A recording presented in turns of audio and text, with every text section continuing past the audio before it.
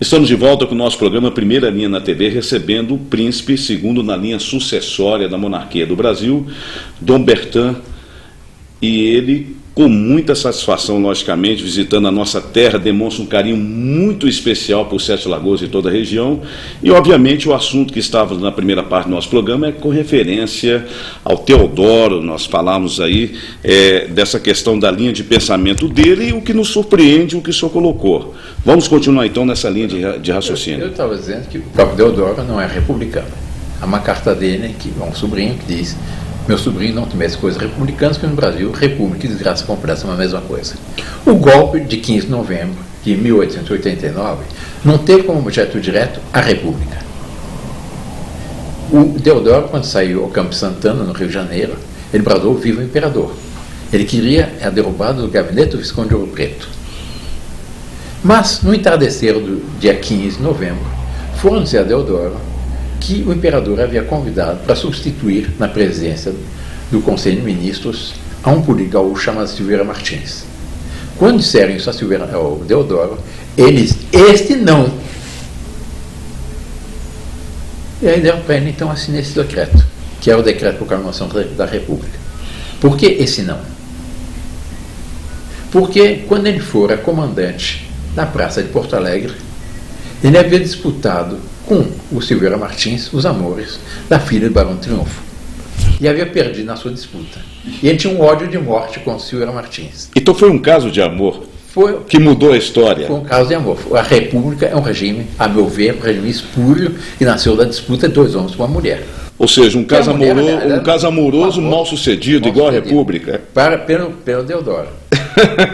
Essa é a pequena história. Interessante, Aliás, interessante. Tem um livro recentemente sobre isso, daquele Laurentino Gomes, que ele conta esse detalhe. Eu já conhecia, mas agora está publicado, etc. E já pode revelar. Eu fico pensando no que o senhor fala, e logicamente nosso telespectador tem isso em mente, um aspecto interessante. Primeiro, pelo mundo afora, quantas monarquias em média existem, ou melhor, quais são as principais monarquias no mundo que o senhor pode atribuir como monarquias bem-sucedidas através da história? Procure o ranking do IDH na internet. IDH, Índice de Desenvolvimento Humano. Sim. Quais são os primeiros países? Nos 10 primeiros, apesar das monarquias serem numericamente muito menor do que as repúblicas, estão 7 monarquias. Vamos dizer, não, são países tradicionais. Não. Entre as primeiras estão 2 países muito recentes. Num certo sentido, um deles mais novo que o nosso: a Austrália e a Nova Zelândia, o Canadá, a Inglaterra, a Espanha, os países escandinavos, são todos monarquias. E são os países de maior desenvolvimento humano. São os países mais ricos, mais estáveis. Isso, as pessoas têm curiosidade de saber o que seria. Das civilizações mais ricas do planeta, sim, 18 são monarquias. 18 são monarquias. E as pessoas, príncipe, têm assim a curiosidade de saber o que seria o Brasil hoje, em termos, se ao invés de uma república, ou seja, nós dormimos numa república e acordamos numa monarquia. O que seria hoje a questão dos cargos, como é que seria distribuir tudo isso, e diante de escândalos, qual seria a atitude do nosso monarca? Primeiro, vamos ver qual seria o modelo. O modelo. O Brasil, me pergunto muito se numa restauração devia ser tipo uma monarquia como a espanhola, como a inglesa, como a japonesa, ou o que seja. E eu digo, não façamos mais uma vez o mesmo erro que fizemos com a proclamação da República, em que nós tivemos a pretensão de copiar o modelo norte-americano. Sim. Nós tivemos uma experiência monárquica que deu demasiadamente certo para querer copiar o modelo dos outros. O senhor quer voltar ao Sócrates? Não, quer voltar ao modelo que nós tivemos aqui, que é a monarquia parlamentarista no tempo de Dom Pedro II. Pois é, mas que foi tempos áureos, tempos exato, felizes. Mas com as necessárias adaptações aos dias atuais, evidentemente. Sim, sim. Como é que era a monarquia no tempo de Dom Pedro II?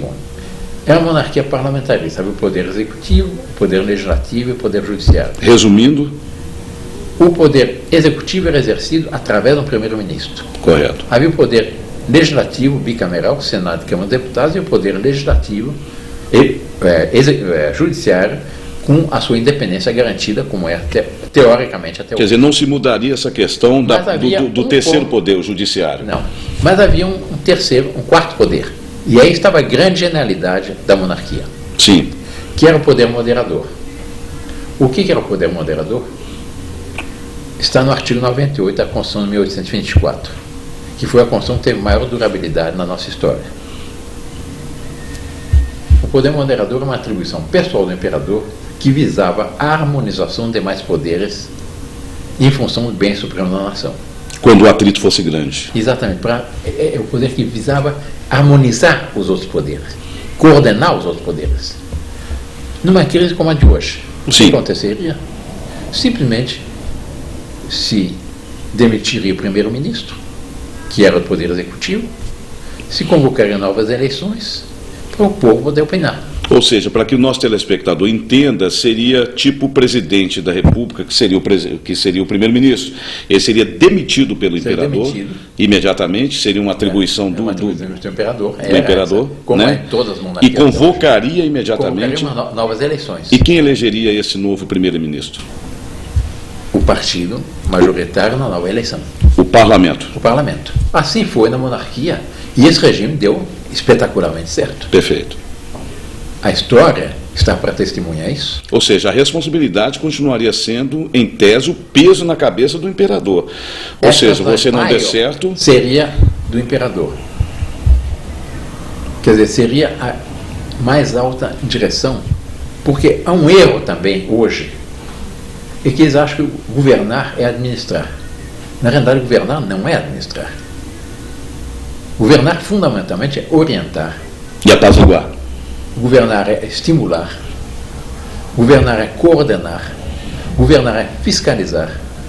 E apenas naquilo que o conjunto da nação não for capaz de fazer por si, administrar.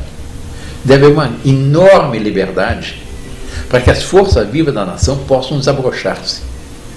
E não um governo que está querendo resolver tudo de baixo para cima, como nós temos aqui no Brasil, em que se legisla sobre absolutamente tudo. Há um adágio de direito que diz plurim lex pessima res publica. Quanto maior o número de leis, pior a coisa pública. É o que nós temos no Brasil. Ou seja, nós temos, ao seu ver, uma Constituição que deveria ser revisada, pode-se dizer assim?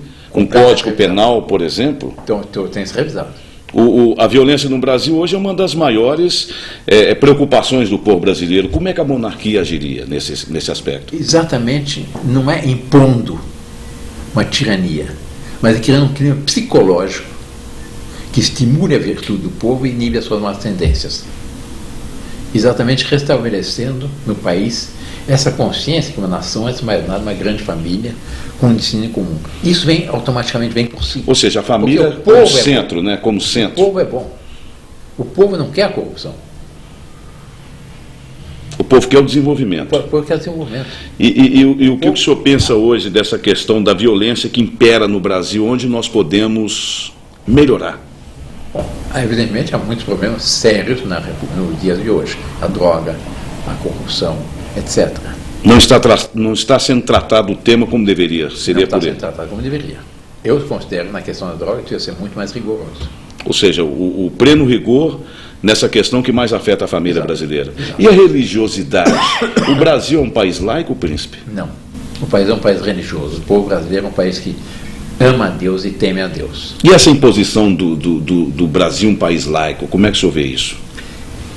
Eu não posso dizer o seguinte: eu na minha vida civil sou uma coisa, na minha vida religiosa outra coisa. O Brasil, na própria Constituição, ele fala de Deus. Quer dizer, na realidade, hoje nós temos um problema sério, que é com um choque entre duas concepções a respeito do homem, da civilização e da cultura. Sim. Uma concepção é a concepção cristã. Outra concepção é a concepção laica. Se eu tiro a Deus do panorama, se eu digo que nós temos que organizar tudo como se Deus não existisse, fatalmente o governo se põe na posição de Deus. E o governo se julga no direito de legislar sobre absolutamente tudo. Não há temor. Não há temor de Deus, não é pior. O governo não respeita certos direitos que não são uma concessão do Estado. Por exemplo, a minha vida, sim, ou a sua vida, ou a vida dos telespectadores, não são uma concessão do Estado. A vida nos foi dada por Deus. O direito a constituir família é um direito natural. O direito ao trabalho é um direito natural. O direito ao salário justo e familiar é um direito natural. Não é uma concessão do Estado. O Estado tem que garantir esses direitos. O direito à propriedade é um direito natural. O Estado não pode legislar sobre a propriedade como bem entende. A isso agora vamos apropriar, fazer um assentamento, reforma agrária, área indígena, quilombola, etc. Está errado. Está errado. Porque há certos direitos adquiridos que resultam da ordem natural. A propriedade, o que é a propriedade privada? A definição mais curta de propriedade privada foi dada por um Papa, Leão XIII. Trabalho acumulado. Sim. Eu trabalho dia a dia o necessário ao meu sustento. Eu trabalho algo a mais que o necessário ao meu sustento. Dia após dia, eu vou acumulando esse algo a mais. Com isso eu compro a minha roupa, meu automóvel, minha casa, a minha empresa, minha fazenda. Melhora o nível de vida. Melhor, né? Eleva o conjunto da nação. Aliás, se o Brasil tem verificado uma elevação do nível de vida da população em geral, em comparação a 20 ou 30, 40 anos atrás, resulta o que? Desse dinamismo próprio do povo brasileiro. E não é por causa do governo, é apesar do governo. Nós temos... o progresso espetacular da agricultura no Brasil. Sim. Não é graças ao governo, é apesar do governo. Apesar do governo, existe o progresso porque existe quem trabalha. Exato, que tem trabalho. E o Brasil, apesar do governo, a agricultura é que tem sustentado, o agronegócio tem sustentado a economia brasileira. O superávit vem do agronegócio. Até hoje. Até hoje. Espero que continue. Nós temos o que a nível de território no Brasil, que hoje são terras, digamos assim, que estão sendo aproveitadas. O Brasil é um país colossal, o Brasil tem um potencial fabuloso. O Brasil nós temos, em termos de terra, são 8 milhões e 500 mil quilômetros quadrados. Isso equivale a 850 milhões de hectares. Nós temos de agricultura, além da pecuária, mas de agricultura, sim, nós temos cerca de 50 milhões de hectares de agricultura. Com o resultado de 50 milhões de hectares de agricultura, o Brasil alimenta 1 bilhão de pessoas, segundo dados oficiais. Ou seja, nós alimentamos parte do mundo. Alimentamos parte do mundo. Nós alimentamos a nossa população, são 200 milhões de habitantes, e alimentamos mais 800 milhões de habitantes. E nós temos potencial para muito mais. E o que acontece, então, príncipe, com o Brasil, na sua visão atual, relacionada a essa questão da agricultura? Por que o Brasil não avança mais? Porque é tudo tão travado? E por que se tem esses movimentos contrários? Uma perseguição contra a agricultura hoje em dia. Por quê? Por causa da questão ideológica do governo. Ou seja, nós temos que rever. Quer impor a reforma agrária, quer impor a questão quilombola, quer impor a questão indígena, quer a legislação trabalhista absurda. É uma legislação trabalhista excessivamente detalhista. Não há nenhum país que tenha uma legislação semelhante. E as leis ambientais? As leis ambientais também são absolutamente absurdas. Tudo tem que ser revisto. Tem que ser revisto tudo. Eu tenho estudos da Embrapa que mostram que o Brasil é o país mais bem preservado do ponto de vista ecológico do mundo. O Brasil tem, segundo a Embrapa, tem 69% da sua vegetação originária preservada. O Brasil, segundo esse estudo da Embrapa, ele tem dos países que menos polui. Ou seja, esses dados se colocam... É tudo falso. Esses dados são falsos. Mas é tudo uma questão ideológica. É que eles inverteram a posição. Porque o homem é o centro da criação. Claro. As demais coisas foram feitas por Deus para nós, homens. Sim. Agora diz que o homem é um grande predador. De tudo. É o que destrói tudo. É o malvado. Não é. A nossa posição, claro, nós queremos que isso preserve a natureza, mas de uma forma equilibrada. O homem, segundo a nossa concepção, não é o predador. O homem é o jardineiro de Deus. Ele é feito a aperfeiçoar a natureza. Uma praça pública. Foi um jardineiro que fez. Sim, claro. Os nossos campos bem cultivados, foram os homens que fizeram, foram os agricultores que fizeram. O homem é o jardineiro de Deus, não é o predador. Agora, na concepção desses ambientalistas, o homem é o predador. Ou seja, tira do homem o poder de se trabalhar a terra. Né? Tira o homem o poder de aperfeiçoar a natureza. O senhor vê com qual objetivo? Porque pensa-se que todo e qualquer partido político teria a ideologia de fazer com que o país crescesse. Claro. A partir do momento que você tira a riqueza de um país, você quer a miséria daquele país. Então o que acontece? Por exemplo, nós temos, segundo dados oficiais também, nós temos 84 milhões de hectares de reforma agrária. Sim. Assentamento do INCRA. O que deu? Favela rural. Não há um assentamento no Brasil que não dependa dos programas de assistência do governo. Virou assistencialismo. Virou assistencialismo. É. E vai se ver o que cultivam? É uma favela. Quer dizer, tem que ser revisto, né? Tem que ser chegou a usar a expressão favela rural. Eles reconheceram que os assentamentos... Que se transformou numa favela. Transformou numa favela rural. Ou seja, seria a reforma do lado oposto. Foi a destruição. É a tendência a destruir a agricultura. O senhor tem algum exemplo? Eles ideologicamente, eles são contra a propriedade. Por quê? Porque os vermelhos ficaram verdes. Os comunistas agora... Está na linha do comunismo ser contra a propriedade. Agora, eles fracassaram e agora o próprio MST, qual a bandeira do MST? A ecologia. Ou seja, mudaram porque viram que o tema já desgastou e vamos partir para aquele que precisa realmente. Já não pode ver mais meme, não pode ver o MST. Com e certeza. O MST está murchando. O senhor como faz parte, logicamente, na linha de frente desse movimento monarquista, acredita que o Brasil vindo, num futuro, quem sabe até próximo, a se tornar novamente uma monarquia, e o rever de todas as situações, o Brasil tem jeito, príncipe? Com toda certeza. Temos esperança? Absolutamente certo. Basta dar liberdade, basta inibir a corrupção, basta um governo não seja intervindo em tudo, que o Brasil volta a desabrochar. Que dê liberdade, né? Dê liberdade. As pessoas às Mas vezes... liberdade, há uma norma de um presidente da República de um país sul-americano. Sim. Foi um grande presidente, Garcia Moreno, no Equador. No Equador. A norma de governo dele é liberdade para tudo e para todos, menos maus malfeitores. Ou seja, a quem trabalha, o seu direito. A quem trabalha, a quem quer progredir, a quem quer estimular os outros, ajudar os outros, dá liberdade. Essa expansão da nossa fronteira agrícola, quem é que fez? Não foi o governo. Foram os gaúchos, catarinenses, paratarenses. É onde eu iria tocar, na questão do Mato Grosso e até em outros países vizinhos, até né? Brasil, ou seja, os brasiguais no Paraguai hoje, por exemplo. E na própria Bolívia, 30% da agricultura boliviana é resultado do trabalho de brasileiros. Ou seja, o Brasil é um país que poderia se dizer, a tendência do brasileiro, a nação poderia ser salva com essa tendência do brasileiro, que é a agricultura. Não tem mais. Não só a agricultura, mas na indústria. Nós estamos um pouco atrasados. A indústria foi destroçada pelo governo. A ferrovia? As ferrovias, a pequena e média indústria, etc. Porque é tal o custo do Brasil, a falta de portos, a falta de infraestrutura, os impostos escorchantes, etc. Isso inibe a nação. Você compra produtos que vêm da China ou de outros países muito mais baratos que os produtos aqui. Com toda certeza. Por causa do custo do Brasil.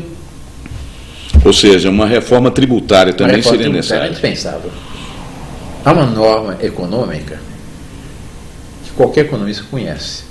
Se quer aumentar a produção de uma nação, reduz os impostos. Se quer aumentar a arrecadação de uma nação, reduz os impostos. Imposto único? Podia ser uma hipótese, é o caso de estudar-se. Mas hoje nós temos não sei quantos impostos, eu creio que são 60 ou 70 impostos diferentes. Ou seja, inviável. É inviável. É um inferno. Os custos que as empresas têm que fazer, os custos para uma empresa dessa carga tributária, só os custos administrativos já são brutais. E os custos, os impostos também são monstruosos. O Brasil está perdido? Não.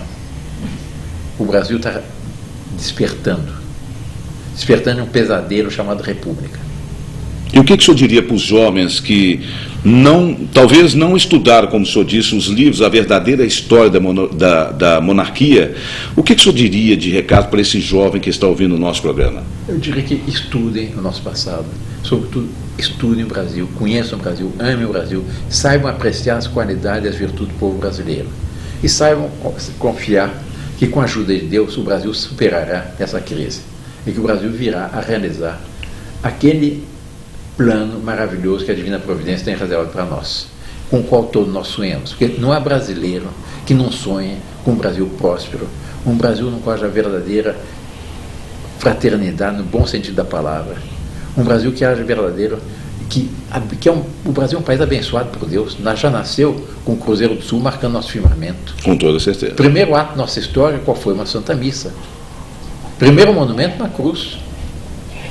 O Brasil é um país abençoado. O senhor que é bisneto da princesa Isabel, que assinou a Lei Áurea em 1888, correto? Nós vemos hoje uma situação, de certa forma, até incoerente quando se fala de leis trabalhistas. Ainda temos trabalho escravo.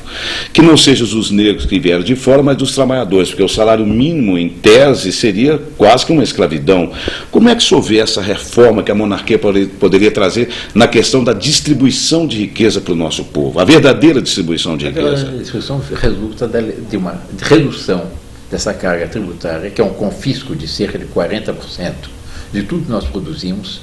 E se for considerar o que o governo promete e que não dá, seriam praticamente 60% que nós produzimos de impostos, a carga sobre o povo brasileiro, diminui essa carga tributária, o Brasil vai se desabrochar. Aí poderia se distribuir melhor a renda. Melhor, o senhor considera que esse salário mínimo ele está bem aquém do que poderia ser?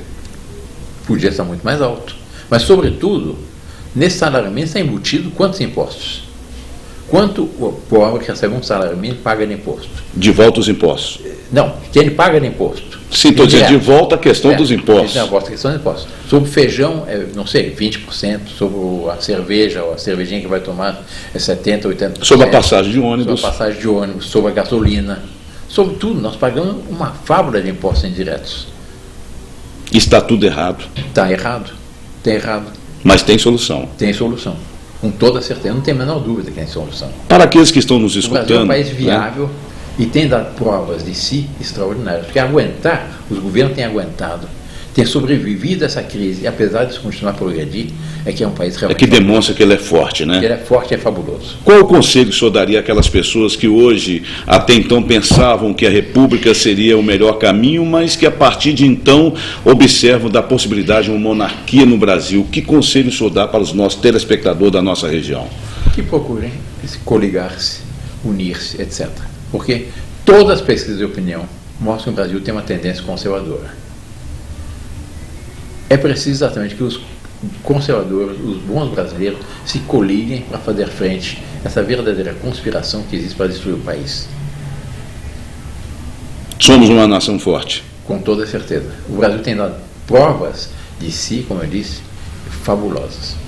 Confiem no Brasil, peçam a Deus as forças para realizar esse plano maravilhoso que a Divina Providência tem reservado para nós. E com certeza o Brasil será das maiores nações, das mais próximas nações do mundo. Celeiro do mundo. Celeiro do mundo, mas nós temos tudo de bom. O povo é muito bom.